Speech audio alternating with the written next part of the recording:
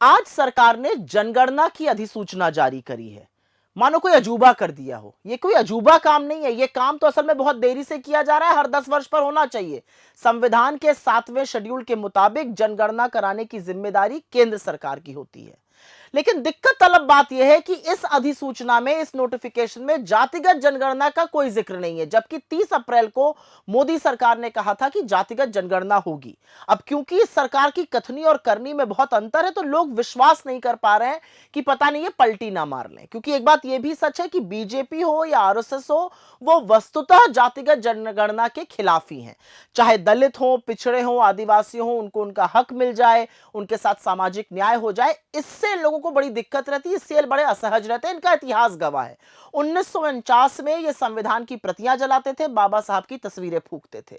इनके बड़े बड़े नेता, चाहे सावरकर हो, गोलवलकर हो, श्यामा प्रसाद मुखर्जी हो, संविधान और बाबा साहब को लगातार भला बुरा कहते थे, लगातार अपशब्द कहते थे। आरएसएस ने तो प्रस्ताव पारित करके जातिगत जनगणना का विरोध किया था, और इतिहास साक्षी की 100 साल के इनके इतिहास में आज तक आरएसएस का एक भी अध्यक्ष, एक भी प्रमुख दलित या पिछड़े वर्ग का नहीं हुआ है। संघ के मोहन भागवत से लेकर रज्जू भैया और मनमोहन वैद तक सब खुलकर आरक्षण के खिलाफ बोलते थे।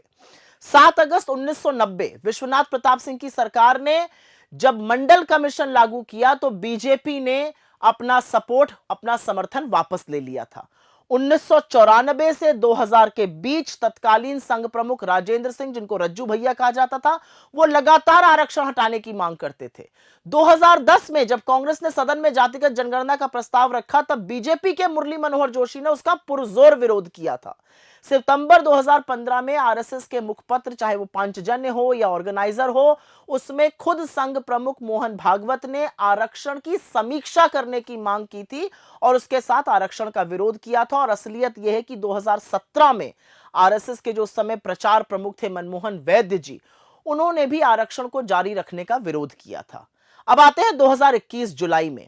इनकी सांसद रक्षा खांडसे ने सवाल पूछा जातिगत जनगणना पर। केंद्रीय गृह राज्य मंत्री नित्यानंद जी ने कहा, सरकार जातिगत जनगणना कराने का कोई इरादा नहीं है, इसके खिलाफ है। सितंबर 2021 में इसी मोदी सरकार ने सुप्रीम कोर्ट में एफिडेविट देकर कहा था कि वह जातिगत जनगणना नहीं कराएगी, वो नीतिगत रूप से इसके खिलाफ है। और अप्रैल 2024 में चुनाव प्रचार के दौरान नरेंद्र मोदी ने तो यह तक कह डाला था कि जातिगत जनगणना की मांग करने वाले असल में अर्बन नक्सल हैं। वो पहले ही जाति को नकार चुके थे और कहते थे सिर्फ 4 ही जातियां होती हैं। पूरे चुनाव में उनके तमाम बड़े नेताओं ने संविधान बदलने का दंभ भरा, यहां तक कि खुद योगी आदित्यनाथ जी ने सार्वजनिक मंच से आरक्षण का विरोध किया था। लेकिन राहुल गांधी जातिगत जनगणना की अपनी मांग पर टिके रहे और अंततोगत्वा उन्होंने सरकार को नाक रगड़कर जातिगत जनगणना करने के लिए मजबूर किया। पर आज की अधिसूचना में क्योंकि जातिगत जनगणना नहीं है, इससे संशय पैदा होता है। लेकिन एक बात साफ है और एक बात समझनी जरूरी है, और यह याद रखिएगा, अब कोई खेल नहीं चलेगा। अब आपको पलटी भी नहीं मारने दी जाएगी।